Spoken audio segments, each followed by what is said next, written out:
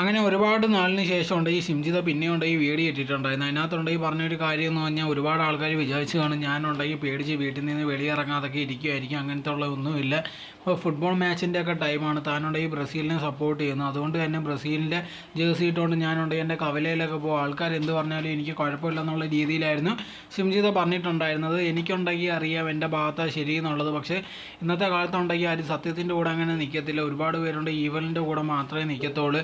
ഇത് കണ്ട ആൾക്കാരുണ്ടെങ്കിൽ എൻ്റെ അടുത്ത് വന്ന് പല കാര്യങ്ങളും പറയാറുണ്ട്. അതൊക്കെ ഞാനുണ്ടെങ്കിൽ നേരത്തെ ആയിരുന്നെങ്കിൽ എന്തെങ്കിലും തിരിച്ച് പറയുമായിരുന്നു. പക്ഷേ ഇപ്പോൾ ഉണ്ടെങ്കിൽ പറഞ്ഞിട്ട് കാര്യമില്ലെന്ന് മനസ്സിലായതുകൊണ്ട് തന്നെ ഇത് കണക്ക് താനൊന്നും പ്രതികരിക്കുന്നില്ല. എന്തായാലും ശരി, കേട്ടിട്ട് വിടത്തേ ഉള്ളെന്നുള്ള രീതിയിലായിരുന്നു ഷിംജിത പറഞ്ഞിട്ടുണ്ടായിരുന്നത്.